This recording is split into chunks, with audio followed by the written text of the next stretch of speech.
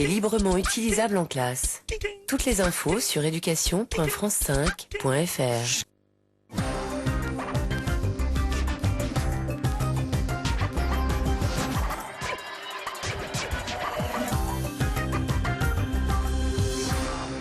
Bonsoir à tous. Nous consacrerons la dernière partie de cette émission à vos questions SMS et Internet. Les chrétiens d'Orient ont toujours été un pont vers l'Europe. Ces mots ont été prononcés par Jacques Chirac il y a très exactement 48 heures. Le président de la République accueillait les patriarches catholiques orientaux qui sont à Paris. On dit pourtant les chrétiens d'Orient en difficulté et de plus en plus isolés dans le Proche et le Moyen-Orient. Nous leur consacrons cette émission intitulée ce soir « Chrétiens en terre d'islam » et voici les invités qui ont accepté d'y participer en direct. Antoine Sfer est directeur de la rédaction des Cahiers de l'Orient qui a consacré un dossier spécial aux chrétiens d'Orient. Vous publiez aussi La lettre de Bagdad et présidez le centre d'études et de réflexion sur le Proche-Orient. Je rappelle votre dictionnaire mondial de l'islamisme chez Plon et surtout votre atlas des religions régulièrement réédité chez Perrin. Jean-François Colossimo est historien des religions et éditeur. Vous êtes un spécialiste des églises orientales et enseignez à l'Institut de théologie orthodoxe Saint-Serge à Paris. Vous venez de publier chez Fayard Dieu est américain, de la théodémocratie aux États-Unis. Enfin, Odon Vallet est historien des religions, chargé de cours en sciences politiques et en anthropologie religieuse à l'université Paris 1 Panthéon-Sorbonne. Citons deux de vos livres, Le monde et leur paroisse chez Desclés de Brouwer et Le petit lexique des valeurs fausses sur les religions en livre de poche. Antoine Sfer, les chrétiens d'Orient sont-ils oui ou non menacés? Parce que c'est un thème qu'on emploie de plus en plus souvent et alors on se dit, bon voilà, quelle est la réalité de cette menace? Il y a des chrétiens d'Orient qui sont menacés. Ce qui se passe en Égypte avec les Coptes qui sont régulièrement pris comme cible d'assassinats, d'attentats, c'est vraiment des menaces. Il y a eu également ailleurs qu'au Proche-Orient des chrétiens régulièrement menacés, assassinés et victimes d'attentats. Au Proche-Orient aujourd'hui, contrairement à ce qu'on dit, ce n'est pas la fin des chrétiens d'Orient. Après tout, leur destin, c'est quand même de vivre depuis près de 14 siècles maintenant au bord du précipice sans jamais y sombrer. Qu'ils soient d'ailleurs catholiques ou orthodoxes, qu'ils soient à quelques confessions. Nous parlons il faut quand même pas l'oublier, de 11 communautés chrétiennes. 6 rattachées à Rome, 5 séparées de Rome. Donc nous parlons d'une diversité à la fois dogmatique, à la fois doctrinale, rituelle, etc. Donc, les chrétiens d'Orient ne sont pas simplement les catholiques, dont Paris aujourd'hui, à cause du 150e anniversaire de l'œuvre d'Orient, est la capitale depuis une semaine. Alors, on va prendre les problèmes les uns après les autres. S'il faut quand même essayer d'expliquer ce que sont leurs difficultés. Leurs difficultés sont de plusieurs ordres, si vous voulez. Tout d'abord, il y a une difficulté inhérente aux chrétiens d'Orient, c'est qu'ils ont été régulièrement suspects à la fois par leurs compatriotes, pour lesquels ils n'étaient pas tout à fait nationaux parce qu'avec un lien assez particulier avec l'Occident, mais également par cet Occident qui, lorsqu'ils venaient physiquement sur ce territoire, les considérait un peu comme des supplétifs naturels. Et ça a été toujours cette contradiction permanente. Alors que donc ils sont pas, on va dire, entièrement chez eux en terre d'islam, majoritairement d'islam, s'il faut simplifier les choses. Et quand ils sont ici, là non plus. Ils ont leur originalité qui leur pose problème. Qui est d'être des chrétiens d'Orient, qui pose problème dans la perception des autres. Oui. Beaucoup plus que pour eux, d'une part. D'autre part, il est naturel aussi de considérer que chaque fois qu'il y a une crise dans le monde arabe, dans les pays d'islam, on se tourne avant tout vers ceux qu'on suspecte d'être pro-occidentaux. Et comme les crises en général se déroulent vis-à-vis de l'Occident, à l'égard de l'Occident, donc on les prend un peu comme cible des slogans en général. Troisième ordre, qui est important également, c'est que c'est vrai qu'à l'occasion de la venue de la puissance mandataire, la France ou la Grande-Bretagne, ils ont bénéficié de l'enseignement et des congrégations qui encadraient l'enseignement d'excellence, en quelque sorte. Donc, ils ont aussi été suspectés d'être favorisés dans cette excellence d'enseignement jusqu'au moment où les autres communautés musulmanes, chiites, sunnites, druzes, également mahométanes, ont bénéficié à leur tour de cet enseignement. Que l'on y croit ou non, est-ce que dans une période où l'on parle et l'on débat autour du choc des civilisations, quand il y a des tour qui tombe à New York, un Ben Laden qui menace, voilà, des affrontements, un George Bush qui fait la guerre en Irak. Est-ce que la situation des chrétiens dans cette région du monde est forcément plus tendue? Et si oui, ça se traduit par quoi? Oui, certainement. Parce que dans le premier reportage, on va voir, ils disent que c'est plus tendu. dur que vous n'avez l'air de le dire. Alors, non, mais attendez, je ne dis pas que ce n'est pas dur. Je dis simplement que ce n'est pas la première fois. Je dis qu'il y en a eu en 1840, en 1860, il y en a eu à chaque fois, même du temps des Ottomans, quand l'Empire ottoman s'est radicalisé. Donc à chaque fois, il y a eu. Je dis simplement, au contraire, je dis que la situation est tendue, notamment depuis la radicalisation de l'islam, notamment dans les années 90, et surtout depuis que les tours tombent à New York et ailleurs. Et je crois que ça se traduit par deux choses, par deux attitudes. La première, c'est que il y a automatiquement une peur chez le peuple, chez les jeunes. Donc il y a deux attitudes qui sont conséquentes. La première, c'est le départ, quand on peut partir, économiquement partir. Et la deuxième, c'est la peur, donc le repli sur soi. Il y a ces deux choses qui s'accompagnent. La volonté de départ et le repli sur soi. Mais en même temps, c'est vrai que on a des situations paradoxales. Par exemple, au Liban, avant la guerre du Liban, les couvents étaient vides. Cette montagne qu'on appelait la montagne aux 1000 couvents, les couvents étaient vides. Aujourd'hui, ils sont pleins. Ils sont pleins pour des raisons aussi évidentes, c'est qu'on est en recherche d'autres choses que du mercantilisme et du matérialisme. Avant de démarrer cette émission, Jean-François Colosimo, vous nous avez dit quelque chose de très étrange, qui était, oh là là, faut surtout pas que, l'Occident, ou perçu comme tel, vienne en aide, entre guillemets, aux chrétiens d'Orient s'ils se sentent menacés. Et je vous avoue que ça m'a surpris. Mais comme l'a bien dit Antoine Sfer, il faut bien voir que ces gens qui sont en fait des Occidentaux pour l'Orient et qui sont des Orientaux pour l'Occident, oui, qui sont dans une position clé. Chaque fois qu'en fait il y a eu de véritables affrontements entre l'Orient et l'Occident, ils se sont retrouvés otages de cette situation, n'est-ce pas? Donc aujourd'hui, par exemple, en Irak, où les chrétiens là sont très menacés, ils le sont pas du tout au Liban, en tout cas pas immédiatement, ils le sont beaucoup plus en Égypte, mais ils le sont directement en Irak, il est évident que la présence d'une armée d'occupation étrangère qui se revendique de valeurs chrétiennes, qui emmène avec elle des pasteurs, qui veut être prosélyte, les expose au statut, entre guillemets, de collaborateurs, n'est-ce pas? Et ils se retrouvent à ce moment-là dans une position extrêmement difficile. Ça avait été le résultat des croisades. Il faut savoir qu'à Damas, n'est-ce pas, jusqu'au XIe siècle, la grande mosquée des Omeyyades, elle était moitié une église, ce qu'elle avait été jusque-là, et moitié une mosquée. Elle est devenue complètement une mosquée après le passage des croisés, parce qu'à partir de ce moment-là, les musulmans n'ont plus eu le degré de confiance qu'ils avaient dans les chrétiens qu'ils avaient auparavant. Ça fait 2 fois depuis le début de cette émission qu'on évoque d'une façon ou d'une autre la notion des croisades. C'est encore présent, ça? Oui. Leur destin a toujours totalement. basculé à ce moment-là. Leur destin a toujours basculé dans les croisades de l'Occident. Au Moyen-Âge, au XIXe siècle, quand l'Europe a voulu démanteler l'Empire ottoman, n'est-ce pas, et est intervenu très fort. La guerre de Crimée, c'est une guerre entre la Russie et la France pour savoir qui protège les chrétiens d'Orient, n'est-ce pas, hein? Et puis, aujourd'hui, évidemment, où on a ce choc des civilisations. Le problème, ils vont très mal dans un monde qui va très mal, qui s'appelle le Proche-Orient. Tout le Proche-Orient va très mal, mais eux, ils vont encore plus mal, parce qu'ils sont justement la preuve, si vous voulez, d'une diversité historique.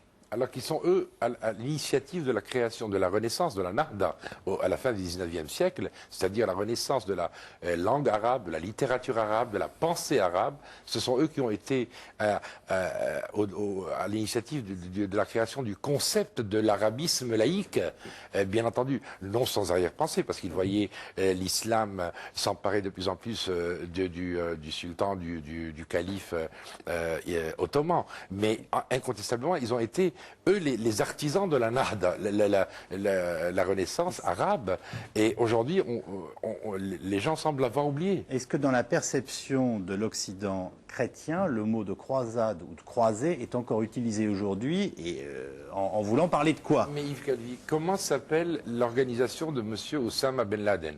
Le Front islamique contre les croisés et les juifs.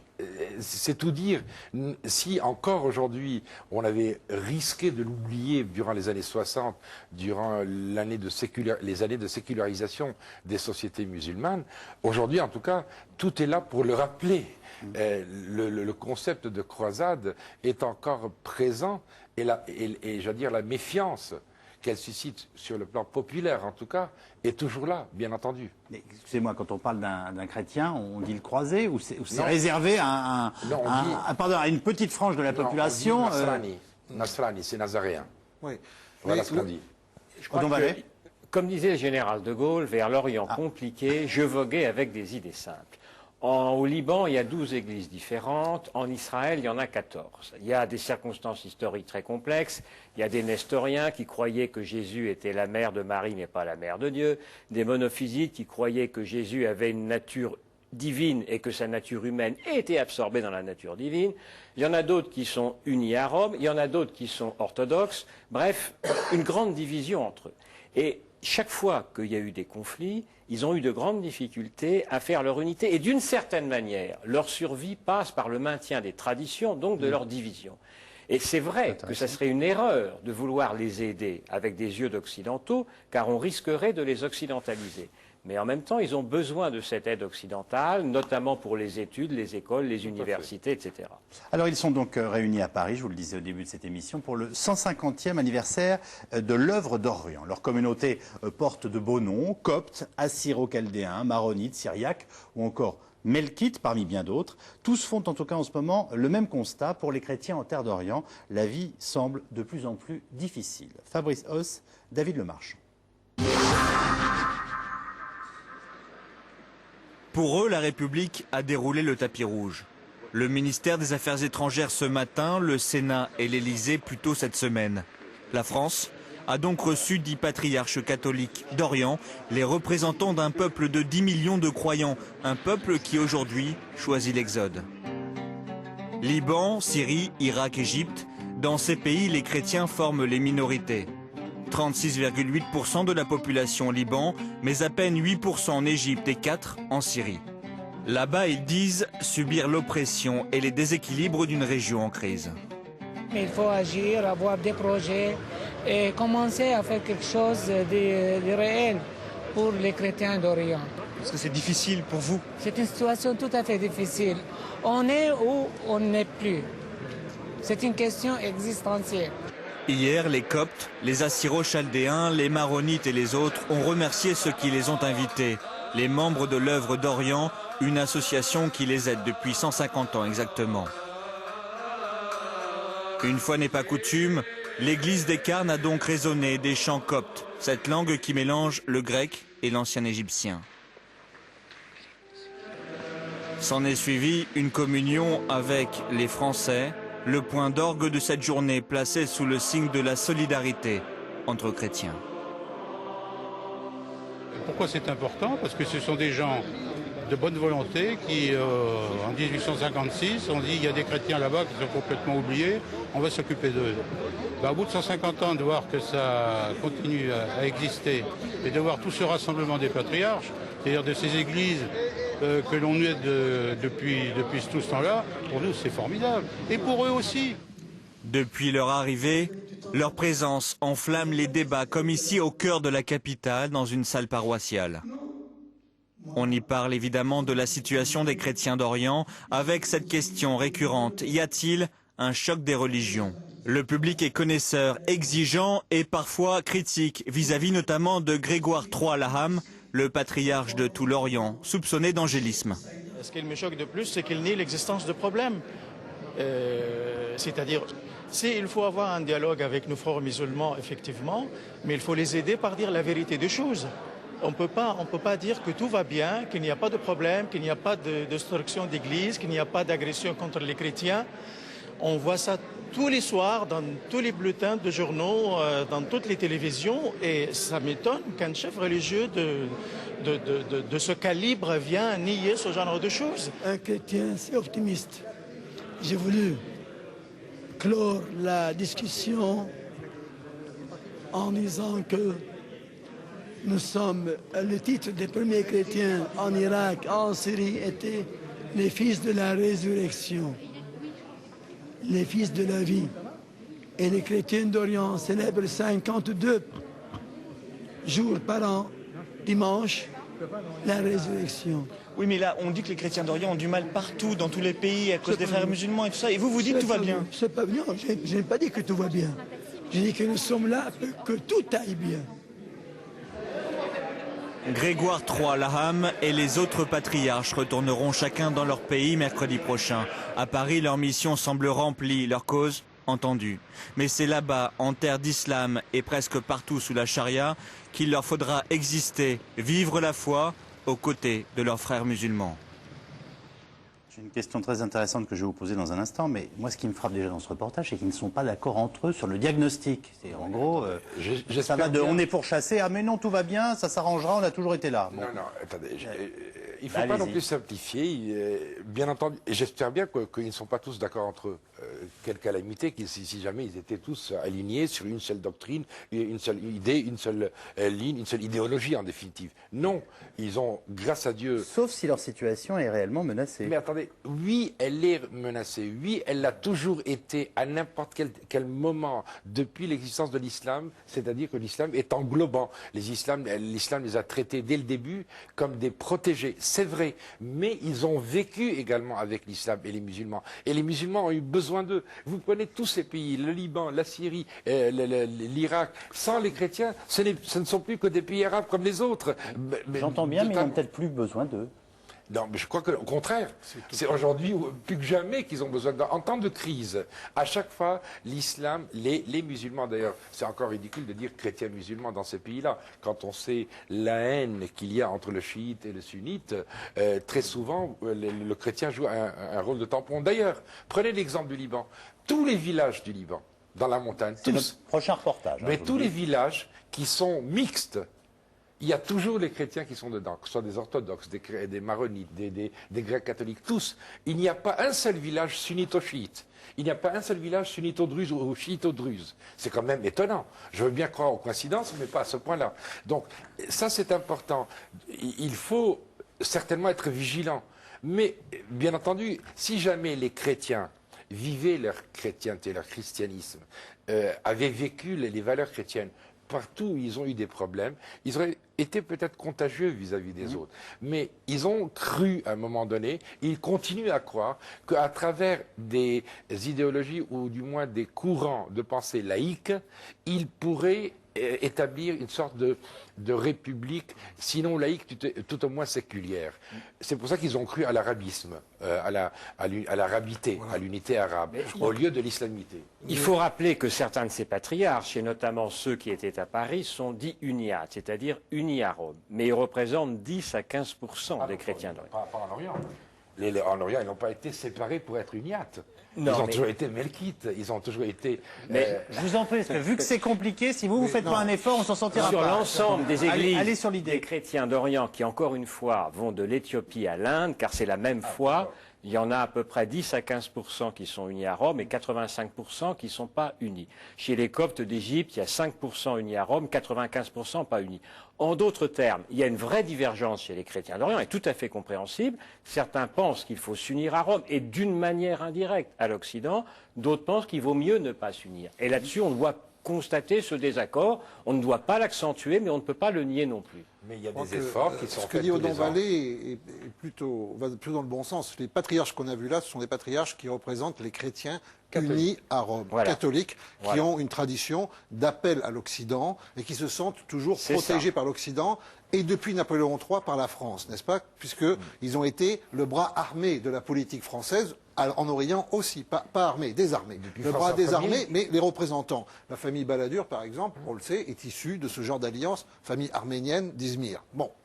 Mais la question par rapport à ça, c'est que le discours du patriarche Grégoire Laham, c'est, à mon sens, le bon discours. Non pas pour distribuer des bons points, mais c'est le bon discours parce qu'une fois qu'on est passé à Paris, il faut retourner effectivement vivre là-bas, comme le disait le commentateur, et que là-bas, en fait, le rôle des chrétiens est essentiel d'un point de vue politique. Il est essentiel d'un point de vue politique parce que les chrétiens manifestent généralement une sociologie très différente de l'islam. Les familles sont moins nombreuses, on fait beaucoup pour l'éducation des enfants, on est très urbain parce qu'on vit assez mal à la campagne, on se regroupe dans des quartiers.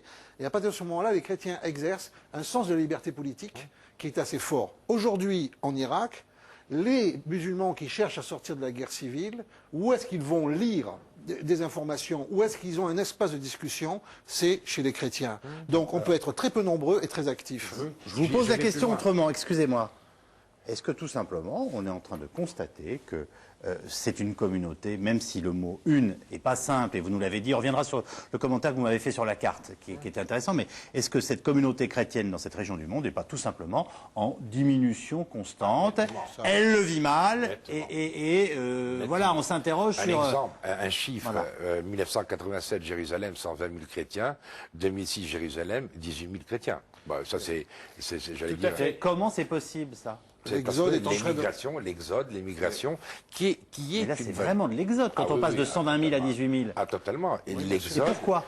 Parce que, on ne trouve pas de travail à un double titre chrétien et palestinien à Jérusalem, donc on ne trouve pas de travail, on n'arrive pas à faire vivre ces gosses, on n'arrive surtout pas à les envoyer à l'école. Ça, c'est terrible. Moi, je connais un tas de gens dans tout le Proche-Orient qui se serrent la ceinture pour pouvoir envoyer dans une école d'excellence leurs enfants, pour pouvoir leur donner les moyens d'être libres par l'enseignement. Mais si j'avais 20 ans à Bethléem, Naplouse, Kirkouk ou Mossoul, je demanderais mon visa pour la France et les États-Unis, parce que j'essaierai, ou le Canada, j'essaierai d'assurer mon avenir. Le pape Jean-Paul II s'est prononcé par 2 fois contre la guerre en Irak lors de la première et de la deuxième guerre du Golfe, parce qu'il avait peur que les chrétiens payent les pots cassés. Aujourd'hui, son successeur Benoît XVI a une position sans doute plus proche des Américains, et de ce point de vue-là, les chrétiens d'Orient ont sans doute moins de défenseurs depuis la mort de Jean-Paul II. Est-ce que vous voulez bien, alors ça m'a fait rire parce qu'il y a un moment où il faut bien faire un peu de rangement, et visiblement, en tout cas dans cette région du monde, faire du rangement semble toujours un peu absurde, surtout aux yeux des spécialistes. Donc vous avez vu apparaître cette carte, on voyait apparaître des chrétiens, etc., des musulmans, et vous m'avez dit, mais c'est insensé. Alors oui, alors allez-y, faites-nous un petit descriptif. Où on pige. Encore une fois, on l'a tous dit, il y a une multitude de communautés, les unes rattachées à Rome, les autres séparées de Rome. Mais à côté, il y a des communautés musulmanes aussi, nombreuses. Oui. Il y a ce qu'on appelle les sunnites, les chiites, les alaouites qui sont au pouvoir en Syrie, et les druzes, qu'on appelle les mahométans, parce que les autres, qu'on les considère comme hérétiques. Un jour, dans mon bureau, il y avait des Libanais, un chiite, un sunnite et un druze, qui disaient, bon, basta, ça suffit, maintenant que les chrétiens maronites ont la présidence, après tout, il faudrait qu'ils la laissent à d'autres. Je lui ai dit, mais attendez, prenez-la. Et la réponse a été formidable. La réponse a été, mais attends, tu vas pas quand même nous prendre au sérieux. On est en train de dire ça parce qu'il faut bien casser du sucre sur le dos de quelqu'un. Mais tu penses que moi, le druze, je vais accepter que le sunnite soit président? Ou moi, le chiite, je vais accepter que le druze soit président? Il est bien entendu que là aussi, ils ont un rôle de passerelle, les chrétiens, qu'ils soient orthodoxes, c'est-à-dire séparés de Rome, ou catholique, c'est-à-dire rattaché à Rome. Alors, en tout cas, c'est pas facile d'être une passerelle, visiblement, parce que je citais la phrase de Jacques Chirac, les chrétiens d'Orient ont toujours été un pont vers l'Europe, et derrière, on voit un reportage où les gens disent c'est dur de vivre. Oui, c'est dur. C'est dur à vivre dans une période d'affrontement mondial généralisé, au sein d'un monde, le Proche-Orient et le monde arabo-musulman, complètement désorganisé. C'est dur à vivre, effectivement, d'avoir une vocation de dialogue quand tout le monde est prêt à s'entretuer. Si on regarde cette carte rapidement, il y a quand même 2 points importants. Le premier point, c'est l'Égypte. Parce que cette Égypte, c'est là où il y a la plus grande communauté chrétienne, en fait, de langue arabe et au Proche-Orient. Ce sont les Coptes d'Égypte. Ils sont quand même 7-8 millions, n'est-ce pas? Enfin, l'État dit 4, eux ils disent 12, 7-8 millions au moins. Ils sont très organisés, ils connaissent un grand renouveau spirituel depuis 20-30 ans, avec à leur tête le pape Shenouda. Eux, disons que la question de leur maintien est vraiment une question extrêmement forte, mais ils ne sont pas quand même dans un état critique. Ceux qui sont dans un état critique, ce sont évidemment les chrétiens d'Irak, qui sont en train de disparaître. Pourquoi? Parce que pour transmettre le baptême, pour transmettre la langue, pour transmettre la liturgie, il faut que vous ayez un village pour qu'on mette un prêtre. On ne peut pas mettre un prêtre par personne, n'est-ce pas? Or, les gens partent des campagnes, gagnent les villes, ils se disséminent dans la ville, on ne peut plus s'occuper d'eux, ils partent aux États-Unis, et c'est toute une tradition qui se perd, qui nous fait d'ailleurs, qui n'est pas simplement irakienne, syriaque, mésopotamienne, mais qui nous ramène aux grandes cultures babyloniennes d'avant le Christ. Et puis, dernier point, là où ça va pas de bien aussi, c'est en Israël-Palestine. Des 2 côtés, les chrétiens, là aussi, fondent, ne vont plus avoir de représentation sociologique significative. En fait, le véritable problème, c'est ce seuil-là. Il y a quand même un pays où ça va plutôt bien, c'est la Jordanie. Merci au roi Hussein et Abdallah, les chrétiens jordaniens vivent dans la paix. Oui. Juste, on va rester dans cette région du monde. Il y a la démographie aussi. C'est que la démographie chrétienne, des chrétiens d'Orient, est en train de s'aligner quasiment sur la démographie occidentale, alors qu'en islam, la démographie reste quand même assez importante, galopante. Un chiffre là aussi, les chiites au Liban, 7,2, et on tombe immédiatement après à 3,2. Ah, de taux de reproduction. Oui, de taux de natalité, tout à fait. De taux de natalité, oui. 7,2 ? Oui. Oui. Tout à fait. Juste une chose, puisque les 2 prochains reportages vont nous emmener au Liban et aussi en Syrie, quelles sont les autres régions du monde aujourd'hui où il y a une présence chrétienne qui est en difficulté, qui historiquement a été là, mais qui peut être menacée, ou même Pakistan. Il y a des communautés chrétiennes au Pakistan qui sont en train de disparaître là, complètement. Il y a le Soudan aussi. Le Soudan, énormément, qui a aussi subi beaucoup enfin une guerre quand même de 20 ans, il ne faut pas l'oublier. Et ça c'est juste dans la région islamo-monde arabe. Comment ça il y a l'Indonésie. Alors comment ça se passe en Indonésie, aux Philippines on dit que parfois il y a des choses en très Indonésie, brutales. ça se passe assez mal dans certaines îles. Parce qu'il y a à l'heure actuelle des fondamentalistes musulmans et aussi parce qu'il y a eu des transferts de population dans des îles autrefois chrétiennes. On a fait venir des musulmans parce que l'île de Java était trop peuplée. Donc il y a des problèmes à Bornéo, au Sarawak, aux Moluques, au Célèbes également. Ça va pas bien en Indonésie. Il y a le Bangladesh aussi. Mais ce sont des violences objectives, là. Des violences objectives. Il y a eu énormément de morts en Indonésie. Voilà. Et il y a même des chrétiens coupeurs de tête qui ont repris leurs petites machettes, car ce ne sont pas tous des enfants de cœur. Donc il y a essentiellement une partie dans l'Extrême-Orient de chrétiens en butte à l'islamisme, et dans la corne de l'Afrique, la partie soudano-éthiopienne, érythréenne aussi, somalienne, là il y a de grandes difficultés, kenyane aussi. Mais c'est quand même ce que vous nous avez dit tout à l'heure, c'était intéressant parce qu'on avait l'impression que finalement la fracture qu'il y avait aujourd'hui chez ces chrétiens d'Orient, c'est ceux qui disent oh là là, faisons-nous oublier, c'est ce qui peut nous arriver de mieux. Et puis attendez. Jean-François Colossimo a dit un peu ça. Et ceux qui disent non, nous, pour 10 000 raisons, dont celle d'éventuellement de se tourner vers Rome et vers l'Occident, on a besoin de ce pont, de ce soutien et de dire qui nous sommes. Alors voilà. Le problème, c'est que les leçons historiques qu'ils peuvent tirer, c'est que chaque fois que l'Occident est venu, l'Occident est reparti. Leur situation s'est aggravée. L'Occident, c'est pas là, par définition. Oui, non, mais l'Occident, mais leur situation s'est largement aggravée, et que chaque fois, en fait, que l'Occident est venu, la question de leur maintien a été posée, ce qui n'était pas le cas hors de ces périodes-là, n'est-ce pas? Puisque ce sont des moments à ce moment-là, de grande déflagration historique. Donc, en fait, ça c'est la première idée. La deuxième idée, c'est qu'ils ont quand même une vision un peu plus positive de leur destin que simplement résister, survivre, etc. Ils pensent qu'ils ont réellement quelque chose à faire dans les sociétés où ils sont. Ils pensent qu'ils ont réellement une vision à apporter à l'islam, aux sociétés musulmanes, au monde arabe. Ils se sentent dépositaires de l'arabité. Vous savez, l'arabe, c'est la langue de l'évangile au départ. On a formalisé l'arabe sur le syriaque pour donner une langue à l'évangile en arabe, avant d'être la langue du Coran. Donc, si je vous dis de quoi je me mêle, vous me dites de beaucoup de choses, historiquement. Moi, je vous formalise brutalement. Parce mais que... Jean-François, c'est vrai, chaque fois que l'Occident s'est déplacé avec armes et bagages, ça a été la catastrophe, c'est vrai. Mais l'Occident doit continuer aussi à soutenir, comme l'œuvre d'Orient le fait, dans le domaine de la santé, dans le domaine de l'enseignement, et souvent dans le domaine de la pastorale. Parce qu'il ne faut quand même pas oublier que si ces couvents sont pleins, souvent on manque de formateurs également. Ça, c'est un premier point. Le deuxième point, l'Occident, c'est aussi très vague, l'Occident. C'est qui l'Occident? Ce sont les évangélistes américains? Non, j'espère pas en tout cas. Mais ils sont déjà à l'œuvre, eux. Ils sont à l'œuvre en Irak, ils sont à l'œuvre en Algérie, au Maroc. Moi, je les ai vus sur place. En Palestine, je les ai vus à l'œuvre avec des arguments, hélas, sonnants et trébuchants seulement. Mais ce n'est pas ça. L'Occident, c'est par exemple des gens qui viennent, qui s'installent, qui restent, là, je vous suis tout à fait, qui restent avec l'enseignement, avec un encadrement d'enseignement. Il faudrait aussi un grand concile des chrétiens d'Orient entre eux pour qu'ils arrêtent de se donner des coups de crosse. Quand vous avez 6 églises rivales dans le Saint-Sépulcre, qui n'arrivent pas à se mettre d'accord, il a fallu confier la clé du Saint-Sépulcre à une famille musulmane, 3 églises qui rivalisent dans la basilique de Bethléem, quand il y a des guerres picrocolines entre le patriarcat latin et le patriarcat grec-orthodoxe en Palestine, ça fait le jeu des ennemis ou des adversaires des chrétiens. Il faudrait qu'ils fassent un peu la paix entre eux pour éviter d'aller en ordre dispersé, affronter les problèmes. Pardonnez-moi, vous venez de prononcer le mot d'évangélisation. Oui.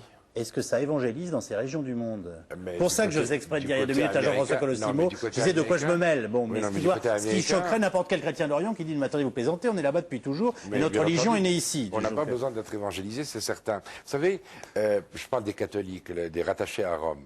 Quand les évêques se réunissent entre eux pour élire leur père, leur patriarche, le patriarche d'Antioche et de tout l'Orient, c'est vrai que c'est un beau titre, patriarche d'Antioche et de tout l'Orient, ça nous ramène très loin dans l'histoire de la chrétienté. Le premier voyage qu'il fait, le patriarche, il va à Rome. Il va chez le pape de l'Église romaine universelle et apostolique. Il lui remet l'étole de son Église, qu'ils soient maronites, melkites, coptes catholiques, syriens catholiques, etc.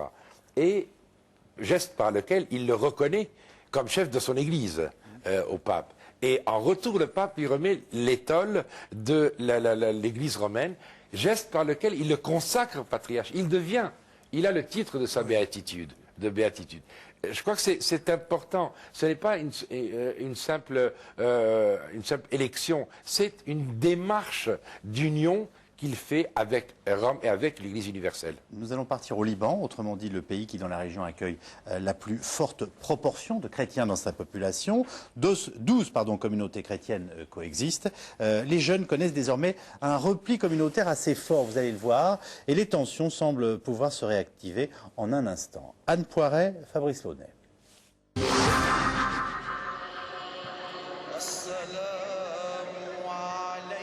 Son visage est tourné vers la mer. À ses pieds, Beyrouth, d'où montent chaque dimanche 15 000 visiteurs venus l'adorer. Notre-Dame du Liban, un sanctuaire où se côtoient toutes les communautés chrétiennes qui vivent côte à côte au Liban. Un sanctuaire sur lequel veille le père supérieur, Hanoun Andraous. Les Arméniens, les Syriaques, les Chaldéens, les Maronites, les Melkites, etc. Et les Coptes. Oui, c'est bien représenté. Notre-Dame du Liban, ils ont tous une représentation. Non, Notre-Dame du Liban, c'est ouvert pour tous. C'est plus qu'écuménique, je dirais. Écuménique, en général, on parle sur le plan chrétien-chrétien. Mais là, c'est beaucoup plus ouvert. Je dirais c'est cosmique. Parce que je ne trouve pas une personne qui vienne ici qui n'a pas une vénération spéciale à la Vierge Marie. Une mixité qu'il tient à nous démontrer. Car Notre-Dame du Liban est devenue un lieu de pèlerinage pour les musulmans chiites venus en masse d'Iran. Assalamu alayki. Ya Maryam. L'occasion de prier côte à côte Marie, que les deux religions vénèrent, et de donner au passage une leçon de tolérance. Mubaraka anti. Bayna an-nisa. J'ai jamais pensé faire que quelqu'un des musulmans devienne chrétien, jamais. Mais il a le droit de savoir en quoi je crois. J'ai l'obligation de lui dire. Et les questions qu'il pose, moi je réponds tout simplement. Ouais. Mais jamais du prosélytisme, jamais, jamais. Changement d'ambiance. Nous sommes au sud du Liban, à Abra, un village chrétien dans une région aujourd'hui dominée par les musulmans. Un village totalement rasé pendant la guerre. C'est ainsi que nos arrière-arrière-grands-parents sonnaient les cloches. Nous continuons à le faire. Et nous espérons que nos petits-enfants pourront faire la même chose. En 1985, les 2000 chrétiens d'Abra ont tout abandonné en une nuit. Il y a encore 10 ans, il ne restait que des décombres. Ceux qui ont décidé de revenir reconstruisent pierre par pierre les maisons de leur enfance. Un retour qui ne va pas sans crispation. Ramzi et son cousin étaient miliciens pendant la guerre. Aujourd'hui, ils veillent sur les lieux de culte, notamment sur le cimetière, à l'écart du village, en bordure des premières habitations musulmanes. Cette croix, nous avons essayé de l'illuminer une dizaine de fois. Et à chaque fois, quelqu'un a coupé le câble. Si bien qu'on ne peut jamais admirer cette croix la nuit. C'est un des exemples des tensions communautaires ou religieuses qui perdurent ici.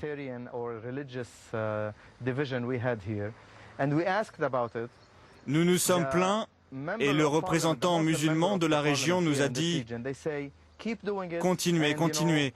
Et il nous a encouragés à pratiquer notre religion. Mais sur le terrain, il y a toujours une minorité radicale qui s'y oppose. Dernière répétition pour la chorale de l'église Saint-Joseph. Un bastion des jésuites à Beyrouth qui fait le plein chaque dimanche. Autre conséquence de la guerre, une jeunesse chrétienne qui se tourne chaque jour un peu plus vers la religion. Une jeunesse partagée entre regain de ferveur et repli communautaire.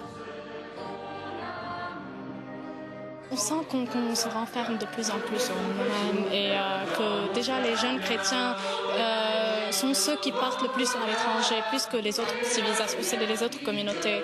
Et on sent beaucoup plus de racisme, beaucoup plus de renfermement de toutes les communautés. Aujourd'hui, on estime que les chrétiens représentent 40% de la population libanaise. Juste avant la guerre, ils étaient encore majoritaires.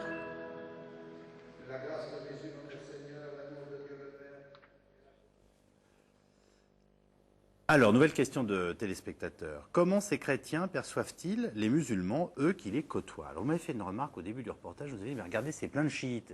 C'était plein de chiites où? À Notre-Dame du Liban. Tout à fait. Voilà. C'est une réalité aussi, malgré les tensions, malgré la radicalisation communautaire, le renfermement communautaire, c'est une réalité. Écoutez, certes, j'ai vécu au Liban avant la guerre. La seule nostalgie que j'ai du Liban aujourd'hui, qui me revient mais régulièrement, lorsque le muezzin commençait à appeler à la prière le matin, je savais que j'avais 1h30 à dormir encore. Lorsque les cloches sonnaient à Beyrouth, je savais que je n'avais plus qu'une demi-heure. Et lorsque je passais devant la synagogue et le hacham, c'est-à-dire celui qui aide le rabbin, ouvrait les portes de la synagogue, je savais que j'avais raté l'autocar. Et moi, ça me reste, parce que ça revient. Ça ne veut pas dire qu'il n'y a pas eu 17 ans de guerre. Oui, il y a eu 17 ans de guerre dont l'horreur a dépassé tout entendement. Absolument. Mais vous ne pouvez pas vous imaginer. Il y a des choses, là aussi, des images qui reviennent durant cette guerre, affreuses, parce que l'homme est une bête. Et en même temps, l'homme s'adapte à la guerre. C'est ça ce qui est terrible. Et les populations aussi. Alors, on se renferme. On a les parkings qui deviennent des abris, quasiment. On se jette la haine quasiment à la face de l'autre et tout. Mais en même temps, regardez... Et pour qu'on ait le sentiment que justement ça peut basculer à tout moment. C'est-à-dire qu'en effet, on voit des chiites descendre de Notre-Dame du Liban, d'un haut lieu de culte pour les chrétiens libanais, et que ensuite on voit ces deux hommes qui nous disent... Alors, pour deux raisons essentiellement, parce que tout simplement, la guerre, c'est encore hier, et ça n'est pas oublié, il y a des gens qui ont perdu des gens, des membres de leur famille, il y a des gens, il y a quand même des enlevés, des kidnappés qui ne sont pas revenus, il ne faut quand même pas l'oublier, et tout ça au nom de la religion, d'un côté comme de l'autre, mais d'un autre côté... Est-ce que c'était religieux ou non? Non, ce n'est pas des religieux, c'est au nom de la religion, c'est encore une fois l'instrumentalisation de la religion, mais en même temps, auprès du peuple, vous ne pouvez pas empêcher la peur de s'installer. La peur de s'installer, c'est-à-dire avoir peur de l'autre, parce que l'autre a été acteur de la guerre, et vice-versa. Donc automatiquement, il y a une sorte d'engrenage de peur et de renfermement, comme le disait la jeune fille, qui devient naturel, c'est vrai. Mais ça n'empêche pas que les gens vivent. Alors, est-ce qu'ils vivent? Ils veulent vivre ensemble?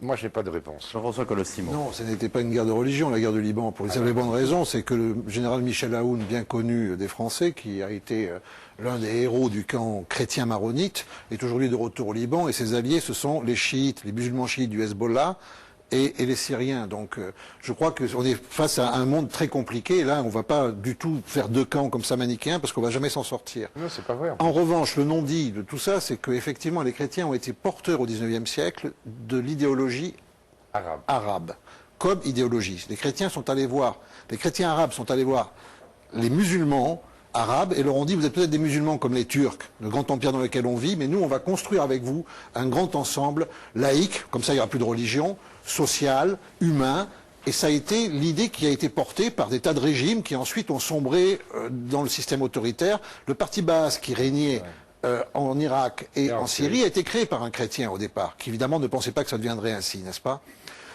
Aujourd'hui, cette idéologie arabe, elle est morte. Et ce qui remplace... Elle est virtuelle, elle va très mal en tout cas. Oui. Et ce qui a remplacé, c'est la mise en forme idéologique de l'islam par l'islamisme. Et alors là, on bascule dans autre chose. Parce que ces chrétiens qui avaient été le moteur du monde arabe moteur intellectuel. Les cadres de l'OLP, les cadres pensants de l'OLP sont tous des chrétiens en 1950, en 1960, n'est-ce pas? Boutros Ghali, bien connu, qui est aujourd'hui à la tête de la francophonie, est un copte d'Égypte, n'est-ce pas, hein? L'homme de la diplomatie de Sadat, n'est-ce pas, etc.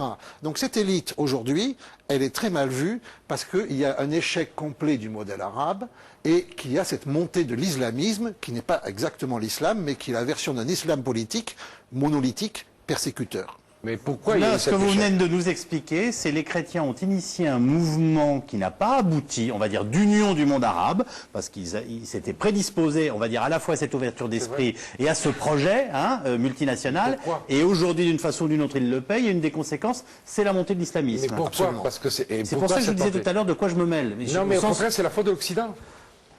Écoutez, oui, je vais vous expliquer. Oui, non. Quand Nasser a voulu créer un État moderne sur le modèle occidental, laïque, séculier, il a mis les frères musulmans en prison, vous vous en souvenez, dans les années 50, au début des années 50. Quand les Français et les Britanniques ont fait la guerre de Suez, que nous continuons à appeler dans nos manuels scolaires l'expédition de Suez, c'est plus romantique, c'est moins belliciste. Quand les Français ont fait cette guerre pitoyable, défaite politique, victoire militaire merveilleuse. Ils sortent de là complètement exsangues. Et le champion du monde, des États-Unis, font l'alliance avec qui?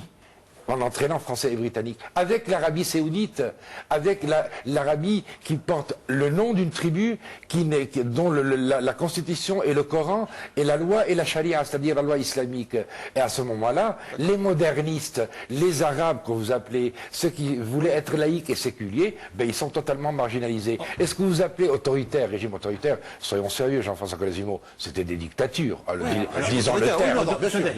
Il y a aussi de la jalousie sociale. Quand vous regardez les résultats au baccalauréat dans ces pays du Proche-Orient, vous verrez qu'en fin d'études secondaires, les chrétiens ont souvent de très bons résultats. Pourquoi? Ils ont des familles moins nombreuses, ils investissent énormément dans l'éducation.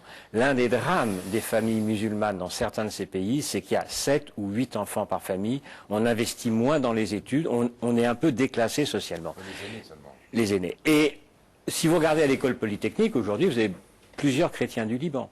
Donc certains, au Proche-Orient, souvent chrétiens, ont réussi une forme d'ascension sociale. Regardez par exemple les Libanais qu'on trouve dans toute l'Afrique, descendants des Phéniciens, et qui se retrouvent à avoir des positions importantes. Pour des raisons sociologiques et d'organisation familiale. Et d'organisation familiale. Et d'immigration. Et d'immigration. Mais il y a une jalousie chez les musulmans qui n'ont pas eu cette priorité donnée aux études, et ils se sentent aujourd'hui un petit peu déclassés. Oui, moi j'ajoutais une chose quand même, c'est qu'aujourd'hui les choses sont en train de changer de ce point de vue-là. Je me souviens, en Afrique précisément, les chiites, la communauté chiite qui n'a pas pu aller jusqu'aux Amériques dans l'émigration s'est arrêtée en Afrique aussi. Et là, aujourd'hui, on assiste vraiment à un véritable investissement dans l'enseignement et dans l'éducation des enfants. Les Druzes également le font, et bien entendu les sunnites. Pourquoi les sunnites? Parce qu'en 1982, quand Israël a envahi le Liban, pour la première fois dans l'histoire de l'immigration libanaise, immigration, j'allais dire, ancrée dans l'histoire de ce peuple, eh bien, il y a eu une véritable immigration sunnite qui est venue pas nécessairement aux États-Unis ou au Canada, mais pour la première fois en masse en France. La France qui n'a jamais été une cible d'émigration avant. Et là, on a senti l'immigration sunnite qui, aujourd'hui, fait partie du paysage français. Nous allons partir maintenant à Maloula, en Syrie. Un village de montagne à 1000... Ah oui, alors allez-y. À Ma'aloula. En Syrie, un village de montagne à 1700 mètres. On y parle encore l'araméen, souvent présenté comme la langue du Christ. On y trouve en tout cas l'une des plus vieilles églises au monde. Elle daterait du IVe siècle. 2 lieux de prière viennent d'être bâtis dans ce village. Ce sont dans les 2 cas des mosquées. Anne Poiret, Fabrice Launay.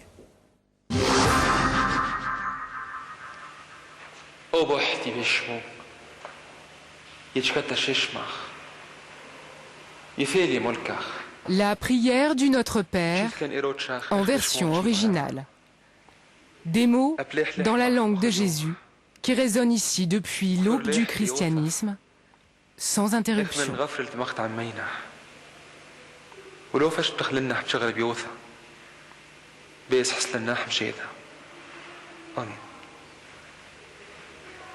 C'est dans cette langue que Jésus parlait. C'est l'araméen. Toujours, les gens à Maloula parlent cette langue de Jésus, voyez, et ils la parlent seulement, n'écrivent pas cette langue orale. Une survivance qui attire chaque année des milliers de fidèles que le père Toufik Aïd a la charge d'accueillir. Nous sommes dans l'une des plus anciennes églises du monde. Construite au IVe siècle sur les ruines d'un temple d'Apollon, elle a résisté à toutes les destructions. Un écrin d'art chrétien aux confins des terres d'islam et que l'araméen a transformé en attraction touristique. Au pied de l'église, le village de Maloula, isolé à 1700 mètres d'altitude. 3000 personnes y parlent encore cette langue qui pendant des siècles dominait la région. Aujourd'hui, ces hommes sont les derniers chrétiens à le parler couramment. Dans l'épicerie, on trinque volontiers. Du vin du village que l'on boit à la santé de cette langue que chacun sent ici menacée. Le père de cet homme a même écrit le premier manuel d'araméen, mais à destination des étrangers. C'est mon père qui a rédigé cet ouvrage. À l'époque, il avait peur que la langue disparaisse. Alors il a écrit ce manuel pour les étrangers. Il l'a fait en français, mais aussi en anglais. Les Syriens, eux, ça ne les intéresse pas. C'est seulement les étrangers qui s'intéressent à l'étude de l'araméen. Quand on parle l'araméen entre nous, c'est normal. Ça ne nous fait rien de spécial. Mais lorsqu'on le parle devant vous, c'est comme si on envoyait une lettre au monde entier pour préserver la langue de Jésus, pour que l'araméen ne disparaisse pas. Un centre d'araméen devrait bientôt ouvrir au village, mais pour beaucoup, c'est déjà trop tard.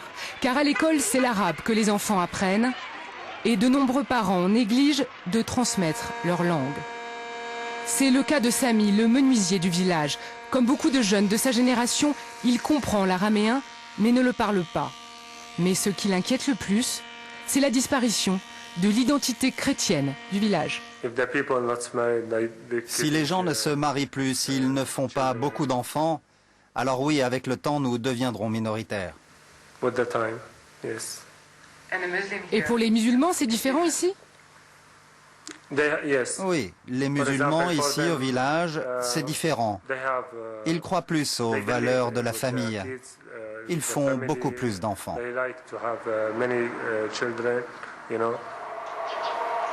Autrefois exclusivement chrétienne, Maloula compte aujourd'hui un quart de musulmans. La première mosquée a fait son apparition il y a un demi-siècle. La seconde devrait être achevée d'ici quelques mois.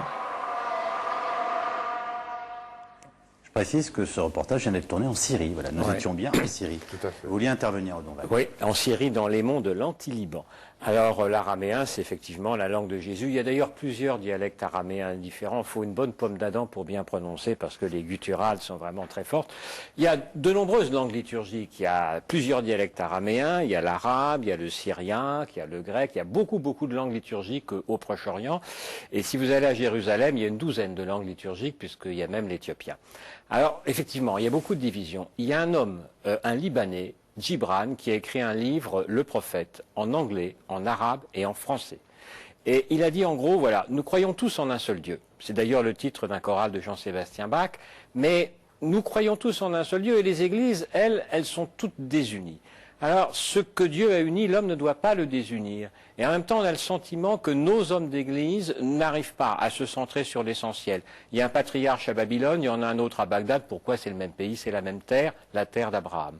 Je crois qu'il faudra vraiment que les chrétiens dialoguent entre eux pour pouvoir dialoguer avec les autres. Ça ne veut pas dire qu'ils abandonnent leur tradition, évidemment. Vous venez de faire un constat qui est très intéressant, mais du coup, ça amène une autre question que j'aurais dû vous poser dès le début de l'émission, c'est comment se fait-il que dans cette région, les églises chrétiennes soient à ce point divisées, identitaires, enfin, alors ça a à la fois un côté extrêmement attachant, et en effet, moi j'ai pas encore fait toute la liste, voilà, je connais pas tous les noms. C'est très simple, tout a commencé à la fin du 1er siècle, parce qu'il y a eu un débat à cette époque-là, qui nous fait peut-être sourire, c'est ce qu'on appelle la christologie, le débat sur la nature du Christ.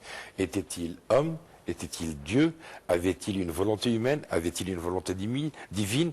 Était-il à la fois Dieu et homme dans une même nature? Il y a eu 7 conciles œcuméniques pour ça, qui a réuni tous les chrétiens, absolument. Et puis le dernier, en 451, il y a eu le concile de Chalcédoine. Mais là, il y a deux églises qui ont décliné l'invitation. Merci, messieurs.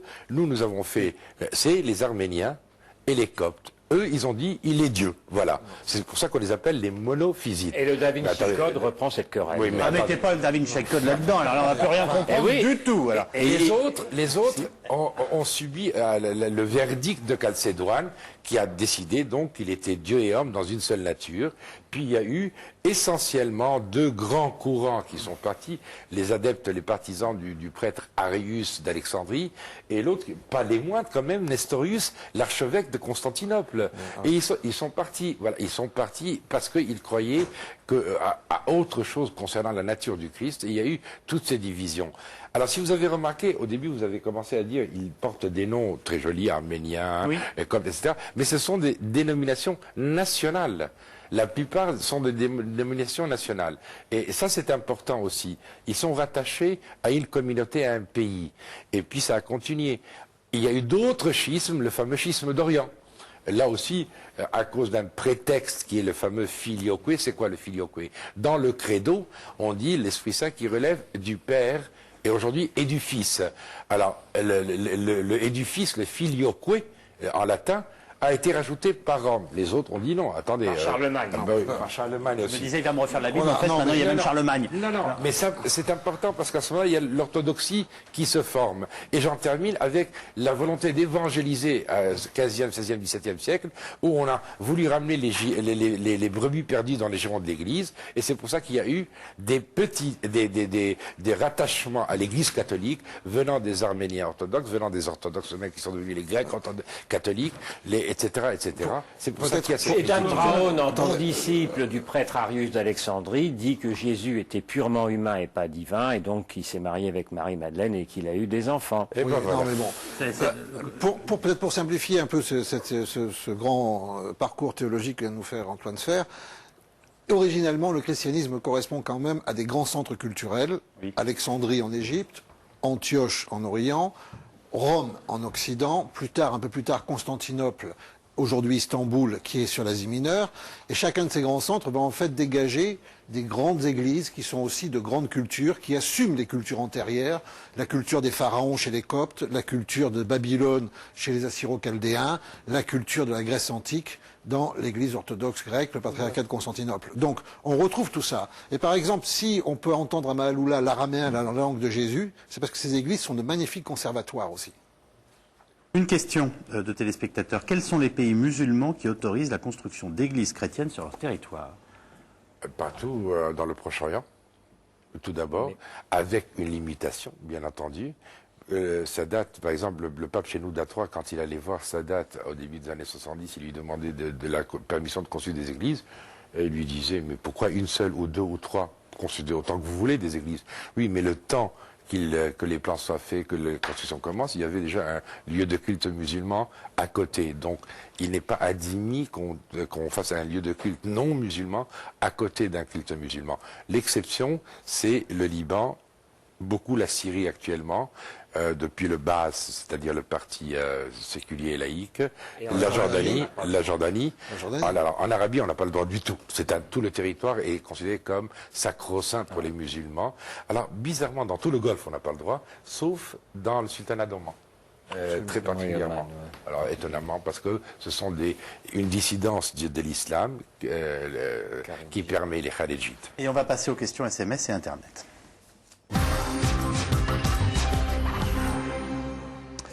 Les musulmans modérés de France condamnent-ils la répression que subissent les chrétiens en Orient? Oui.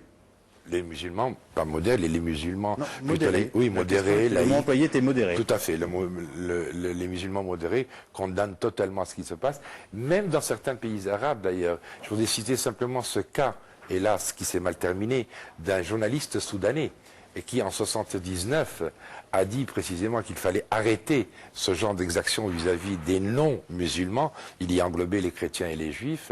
Il demandait un islam également laïque, pluriel et tout. Il a été pendu. Vous aviez l'air dubitatif en écoutant Antoine Serre. Vous pensez que la situation est moins... Non, je pense que c'est un des enjeux vraiment de l'édification d'un islam de France, que la liberté de conscience et la liberté de culte que les musulmans attendent à raison en France deviennent pour eux aussi un fer de lance par rapport au monde musulman qui, s'ils le respectent en principe, ce principe de liberté de conscience, de liberté de culte, ne le respecte pas toujours dans les faits. On peut dire qu'il y a une communauté importante à Sarcelles, de Chaldéens. Pour l'instant, ça a l'air de se passer pas mal dans l'environnement de cette ville où il y a beaucoup de musulmans et beaucoup de juifs aussi. J'espère que ça durera. L'affaire des caricatures de Mahomet a-t-elle aggravé la situation de ces chrétiens, donc dans les régions dont nous parlons ce soir? Oui, partout où il y a eu des manifestations dans le monde musulman, on s'en est pris aux juifs et aux croisés. Les slogans étaient contre les juifs et les croisés, très clairement, très nettement. Et à Beyrouth, d'ailleurs, je peux vous dire que la guerre a failli reprendre, puisque les manifestants, la horde des manifestants, est venue jusque dans le quartier dit chrétien, en tout cas, la colline d'Achrafiyeh, au bas de la colline d'Achrafiyeh. Et à ce moment-là, on a vu des chrétiens qui se disaient, bon, il va falloir se réarmer très vite. Alors, vous qui venez de publier Dieu est américain, la prochaine question est pour vous. Le risque d'une guerre de religion préoccupe-t-il les chefs d'État actuellement? Je crois qu'elle ne peut que les préoccuper, dans le sens où il y a une instrumentalisation de la religion, n'est-ce pas, qui est mondiale aujourd'hui, puisque les grandes idéologies se sont effondrées. Il n'y a plus de marxisme, etc. Il y a la religion. La religion, c'est un peu les vitamines des pauvres et non pas l'opium du peuple, comme le pensait Marx. Et le résultat, c'est que la religion est instrumentalisée partout, au Proche-Orient, mais les chrétiens souffrent aussi en Inde, au Kerala, où il y a une très vieille aussi église orientale présente, et là, ils ne souffrent pas des musulmans, ils souffrent des hindouistes, qui les tolèrent très mal aussi. Le Coran appelle-t-il à persécuter les adeptes d'autres religions? Oui, les versets médinois, il y a des versets médinois qui appellent le musulman à se méfier des chrétiens et des juifs, même parfois aller plus loin, à les tuer, mais ce sont des versets qui ne sont pas repris aujourd'hui par ce que vous appelez l'islam modéré, loin de là. Ils sont repris souvent par les islamistes et par les radicaux et l'islam politique. Alors, le Coran dit un peu tout et son contraire à ce sujet. Il y a effectivement des versets médinois qui sont assez durs. Il y a des versets mécois qui sont beaucoup plus modérés et qui appellent au respect de l'adversaire. Il y a un peu les deux tendances, vous savez. Il y a un petit village en Israël qui s'appelle Neve Shalom, oasis de paix, où il y a des musulmans, des juifs et des chrétiens de toutes les confessions chrétiennes qui vivent ensemble, ils vivent très bien. Ils vivent très bien quand ils sont enfants. Adolescents, au moment des premiers flirts, il y a des problèmes. Et quand ils deviennent adultes, et qu'il y a la question du mariage qui se pose, mariage mixte, là ça va beaucoup moins bien.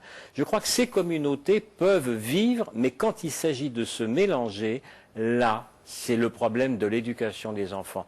Quelle sera la religion des enfants? C'est ça le gros problème. Et en ce moment, les chrétiens font moins d'enfants que les musulmans, donc ils sont un petit peu en perte de vitesse. C'est deux fois dans cette émission que vous évoquez la question démographique, en fait, clairement. Totalement, c'est important.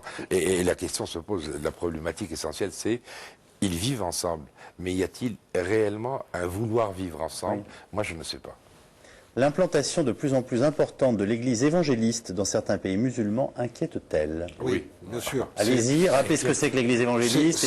C'est le grand problème. C'est-à-dire que l'Amérique apporte avec elle sa culture et sa culture religieuse. Il y a des pasteurs à bord des tanks qui descendent dans les villages irakiens et qui proposent la Bible, le baptême, n'est-ce pas? Et à partir de ce moment-là, le christianisme reprend un visage extraordinairement prosélyte, extraordinairement agressif, associé encore une fois à une armée tout de même d'occupation, à un envahisseur, et ça déteint forcément sur les chrétiens d'à côté. Mais les évangélistes aussi... Pardonnez-moi, pour nos téléspectateurs, parce que nous sommes bien d'accord, ils font du prosélytisme, ce ne sont pas des... Mais ils font du prosélytisme, comme c'est très dur de le faire en milieu musulman, ils finissent par faire du prosélytisme en milieu chrétien, et ils aident à la dissolution encore plus rapide de ces communautés qui souffrent déjà énormément.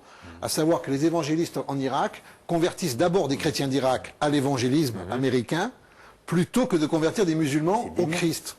Ah oui, d'autant plus que les évangélistes se réclament aujourd'hui du fait qu'ils sont, entre guillemets, le nouveau peuple élu de Dieu. C'est ce que disent les born again, et avec les nés de nouveau avec leur pape, John Ashcroft aux États-Unis. Et ce qui est terrible, c'est qu'ils descendent des tanks, mais également avec des arguments sonnants et trébuchants. Quand vous offrez à quelqu'un 10 000 $, alors que lui en est encore à 50 $ par jour, d'un coup 10 000 $ pour lui, c'est une fortune colossale. Et vous lui dites simplement, on te demande de garder la Bible, on te demande de te dire évangéliste, et à partir du moment où tu es évangéliste, puisque tu es déjà baptisé. Je parle des chrétiens. Et comme ces évangéliques sont très proches des milieux dits sionistes, ils sont accusés d'être des suppôts d'Israël. Car le problème numéro un, ne l'oublions pas, c'est l'antagonisme Israël-monde musulman. Si les choses s'arrangeaient en Israël-Palestine, la situation des chrétiens d'Orient serait bien meilleure. Et ce qui est dramatique, c'est que lorsque vous écoutez les évangélistes, vous retrouvez exactement la même sémantique que vous entendez dans l'islam radical. Toujours, on parle de la problématique du bien et du mal, on parle de la problématique de la réappropriation du bien contre le mal, et à partir de là, tout ça est décliné. Pourquoi les chrétiens devraient-ils quitter les terres d'islam alors que les chrétiens accueillent toutes les religions? Mais personne ne dit qu'il faudrait qu'ils quittent les terres d'islam, ils sont chez eux. Je vous rappelle simplement que nous sommes chez nous. Nous sommes chez nous.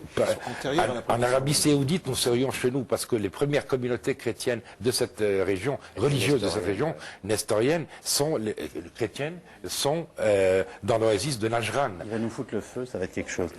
Y a-t-il encore des chrétiens en Algérie? Oui, il y en a quelques-uns. Alors, il y a des chrétiens en Algérie, très peu. Il commence aussi à y avoir en Kabylie des pasteurs évangéliques qui cherchent à convertir des Kabyles, ce qui pose d'énormes problèmes par rapport aux autorités algériennes. Et ce prosélytisme, à l'heure actuelle, risque d'avoir des conséquences très néfastes sur les autres chrétiens en Afrique du Nord. Ce qu'on peut noter aussi, c'est que le Maghreb, c'était la grande église de Carthage, qui était une église aussi puissante que celle de Rome jusqu'au 7e siècle. Saint-Augustin, qui en était le grand maître, a pensé qu'elle a disparu radicalement à partir du 8e, 9e siècle, alors qu'ailleurs, en Syrie, au Liban, en Jordanie, en Égypte, les chrétiens ont persévéré jusqu'à aujourd'hui. Ils ont une expérience de 10-15 siècles de résistance, n'est-ce pas? Faisons-leur un peu confiance là-dessus. Gentil chrétien d'un côté et méchant musulman de l'autre, n'est-ce pas un peu manichéen? J'espère que c'est pas l'impression qu'on a donnée. Attendez, oui, pas du tout. On a commencé par dire que, on résiste par l'enseignement et non pas par les armes et autres. Il n'y a pas de méchants musulmans. Les premières victimes de l'islamisme, on l'a répété 10 000 fois sur ce plateau, ce sont les musulmans eux-mêmes. Avant les chrétiens, ce sont les musulmans eux-mêmes. Il faut se le mettre en tête. Donc, il n'y a pas de gentils chrétiens ou mauvais chrétiens ou de méchants musulmans ou de gentils musulmans. Vous pensez que c'est facile d'être musulman en terre chrétienne aujourd'hui? Non, mais justement, il n'y a pas gentils chrétiens, méchants musulmans, ou le contraire. Mais il y a majorité abusive et minorité abusée. Et quand en plus il n'y a pas d'état de droit, et quand en plus il y a des idéologies extrêmement violentes, et quand pour finir il y a des communautarismes complètement fermés, alors ce rapport majorité-minorité devient véritablement lourd. C'est ça la question est importante, je crois. Est-ce qu'on peut se sentir, est-ce qu'agréable ou bien de se sentir musulman dans les pays chrétiens? Voilà, mais ça dépend. C'est facile d'être musulman en terre chrétienne. J'ai retourné le titre de l'émission. J'allais dire, ça dépend de quel pays. Je ne crois pas que, par exemple, dans certains milieux américains, évangélistes, un peu extrêmes également, il est facile d'être musulman. Je ne le crois pas. Bien que on soit plus communautariste, donc on peut se regrouper en communauté. En France, par exemple, le pays, la République laïque citoyenne devrait permettre à tous les citoyens, à condition qu'il n'y ait pas de communautarisme. Et je ne parle pas de communautarisme musulman, je parle de communautarisme tout court, dans tous les sens. Y a-t-il beaucoup de chrétiens qui se convertissent à l'islam et inversement? Non, il y en a très peu. Si vous voulez, quand on regarde le pourcentage de conversion par rapport aux gens qui ont reçu une religion de naissance, c'est infime. Je crois qu'en France, il y a peut-être 10 000 personnes qui se sont, entre guillemets, converties au bouddhisme, peut-être 20 ou 30 000 à l'islam, guère plus. Et quand on regarde les pays musulmans, le nombre de baptêmes en pays musulmans est infime. Et d'ailleurs, certaines églises, notamment l'église catholique, sont très réticentes à l'égard de ces conversions dans certains diocèses. Donc dans la grande majorité des cas, la religion, c'est une tradition familiale. Il y a maintien de la présence chrétienne dans les terres d'islam, arabo-musulmanes que nous avons décrites, tant qu'il y a un poids sociologique encore assez important. Encore une fois, par exemple, pour prendre un exemple célèbre, quoi qu'on en pense, Yasser Arafat avait pris comme femme une chrétienne pour marquer l'alliance au sein des Palestiniens des deux communautés. Est-ce que après-demain, le patron du Hezbollah prendra comme femme une chrétienne? Dans ce cas-là, il faudra qu'elle devienne musulmane. Donc en fait, le combat, et c'est ça où l'aide de l'Occident peut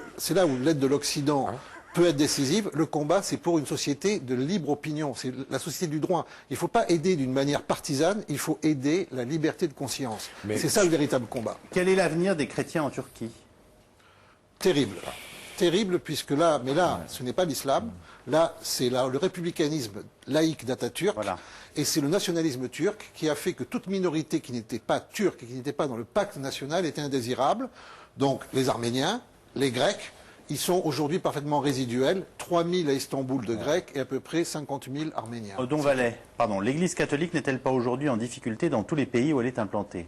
Justement, pas partout. Non, pas partout, parce qu'en Afrique, elle va plutôt bien. En Amérique latine, elle va plutôt bien, mais il y a quand même un progrès des évangéliques. En Asie, elle progresse. Globalement, le nombre de catholiques dans le monde, qui est d'1,1 milliard est constant par rapport à la population mondiale. Sur 6 habitants de la planète, il doit y en avoir un peu plus de 1 qui est catholique. C'est constant, ça, depuis 1900. Merci beaucoup les uns les autres d'avoir participé à cette émission. Je vous signale tout de suite le thème de notre émission de demain pour lequel vous pouvez nous envoyer immédiatement vos questions SMS et Internet. Le titre est explicite, les récidivistes récidivent. Nous reviendrons bien entendu sur la mort du petit Mathias, sur le drame qui vient d'avoir lieu à Nantes, où un homme qui avait été jugé après avoir égorgé les jeunes femmes vient de s'attaquer en milieu psychiatrique à une patiente. Et nous évoquerons la venue du nouveau bracelet électrique qui arrive en France en juin prochain. Les récidivistes récidivent. Toutes vos questions SMS et Internet. Merci de votre fidélité et donc à demain.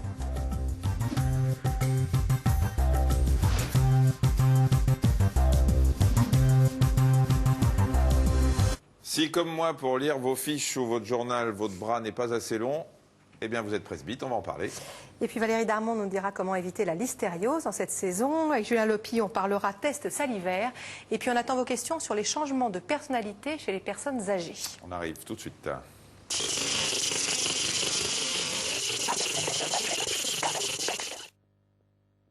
T'en veux, lapin? Oh oui. La faim. Votre mari est lourd. Heureusement, votre Régilet est léger. Ça compense. Et en ce moment, même son prix est léger. Régilet à 1 €, profitez-en. Je peux voir votre chemisier grisâtre? Mais il est blanc. Comparé avec notre blanc. Incroyable, il est gris. Lavage après lavage, les vêtements blancs grisaillent. Et puis il y a des taches comme celle-ci. Voici le nouveau Vanish Oxy-Action Cristal Blanc. Il associe des micro-cristaux, de puissants agents blanchissants et le pouvoir de l'Oxy-Action. Regardez. Les taches disparaissent et le blanc redevient blanc. Un blanc impeccable. Alors une dose à chaque lavage pour un blanc plus blanc. Faites confiance au rose Vanish et les taches s'évanouissent.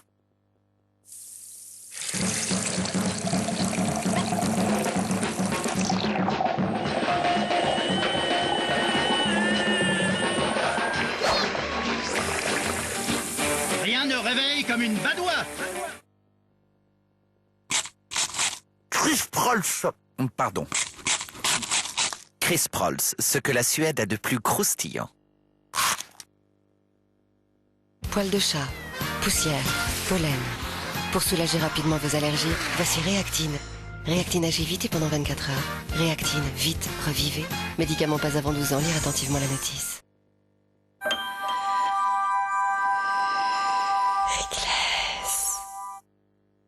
Moi, j'ai essayé des desserts au soja, mais le goût, c'est pas toujours ça.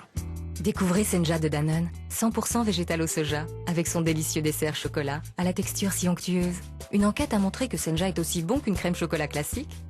Senja, prenez goût au soja. Depuis des années, je me colore, je me recolore. Et vous savez quoi? Mes cheveux sont en parfait état. Excellence crème de L'Oréal, la seule coloration triple protection. Avant la coloration, le sérum protecteur. Pendant, la crème colorante ultra protectrice. Après, le soin qui prolonge la protection. Leur beauté est garantie. Et ma couleur est magnifique. Sans aucun cheveu blanc. Excellence crème colorée, recolorée en toute confiance. Vous tenez à vos cheveux? Moi aussi. Excellence crème triple protection de L'Oréal Paris. Vous le valez bien. Bonjour, je vous écoute. On l'a bien en main, le mode vibreur, parfait. Et en plus, j'ai une voix beaucoup plus sexy sur cette messagerie. C'est bien. Donc vous voulez pas le rendre? Non. Vous voulez quoi exactement? Je voudrais qu'on me rembourse.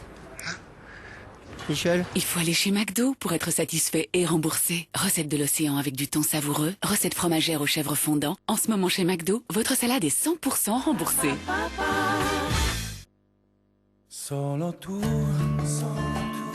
stamattina, per alzarmi ancora il giorno insieme. Il y a plus d'un plaisir dans Napolitain de Lu. rester jeune, vous pensez au lifting? Moi, j'ai choisi le double lifting. Nouveau Revitalift double lifting. D'un côté, un gel liftant extrême ultra concentré. De l'autre, un soin anti-rides au pro-rétinol A. Deux technologies complémentaires pour un résultat spectaculaire. La peau est immédiatement retendue, les rides sont réduites en 1 semaine. Nouveau Revitalift double lifting de L'Oréal Paris. Pour moi, c'est le meilleur anti-rides au monde. Vous le valez bien. Bonjour. Ah, t'es réveillé? Ça sent bon le pain frais. Tu m'avais pas dit que t'avais du cholestérol? T'inquiète pas pour mon cholestérol. Regarde, c'est prime vert double effet avec des oméga 6 et 9 pour le cholestérol et des oméga 3 qui participent au bon fonctionnement cardiovasculaire. T'es pas un peu pâle, toi? T'es sûr que ça va? Prime vert double effet. Pour votre santé, ne faites pas les choses à moitié. Protéger sa maison, protéger sa famille, c'est très important. Alors vous avez tout à gagner à rencontrer votre assureur Generali. Du 15 au 24 mai, les journées portes ouvertes Generali. Assurance Generali, nous pouvons tous agir pour notre avenir.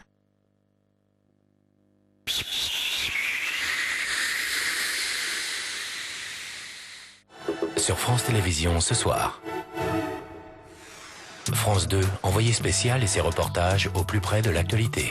France 3, Monsieur Ibrahim et les fleurs du Coran avec Omar Sharif. France 4, Eurovision 2006, la demi-finale en direct d'Athènes. France 5, l'Empire Tata, portrait d'une dynastie industrielle indienne. France O, le soufre, cet or jaune de l'Indonésie. Ce soir, sur France Télévisions, vous avez tous les choix.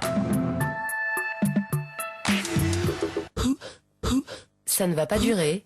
Demain à 23h, Rebecca Manzoni recevra Philippe Torreton. Et c'est sur France 5. France 5. France 5, c'est 24 heures sur 24 en numérique. Autrement dit, sur le câble, le satellite, la DSL et la TNT. Eh oui. France 5. France 5. France 5.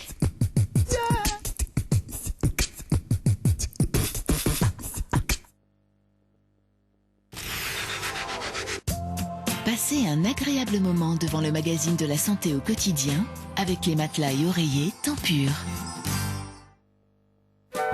Le magazine de la santé au quotidien sur France 5 avec Groupe France Mutuelle, Mutuelle Santé.